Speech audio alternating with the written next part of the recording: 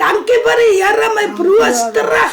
Ek het vir die Here so dankbaar dat die Here my broer teruggegee het vir ons. Ons het 3 maande gesoek, maar die Here het ons broer teruggebring. Dankie vir die Here, baie dankie.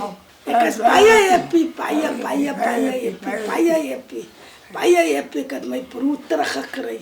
Dankie vir die Here, vir die son, my broer teruggebring. Vat ons net 'n bietjie terug, waar het julle uiteindelik die broer gekry? Ons het hierdie broer by die hospitaal gekry. By Kalitsa Hospitaal. Die Saterdagoggend het die nurse gebel en gesê dat hulle is op soek na Alfred Abrams se familie. En ons het gevra, waar is die hospitaal, want ons soek hom ja. En hulle het gesê in Kalitsa Hospitaal. Ons het onmiddellik, ek en my man en my seun het onmiddellik gegaan Kalitsa Hospitaal.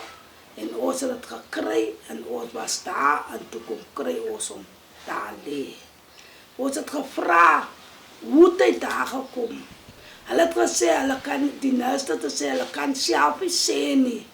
Want hy het eers in die waakeenheid gelê.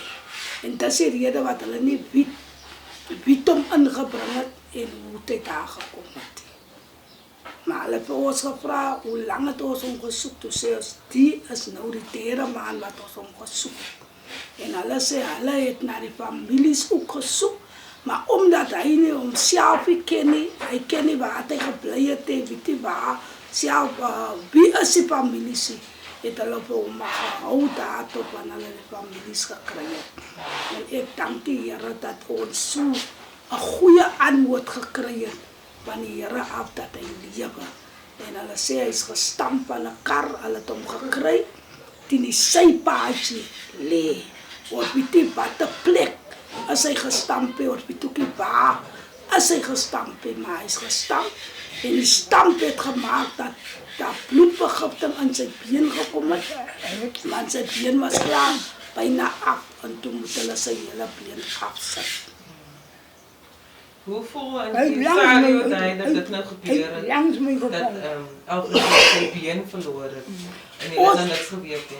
Ons is baie hartseer, omdat ons niks geweet het nie, want ons het vir die dokter gevra, die dokter te sê, hy moet onmiddellik die been afgesit, want hy kan nie gewag het vir die familie om sy lewe te red. Hulle het afgesit. En ons voel baie hartseer, maar ek is net vir die Here bly hy lewe.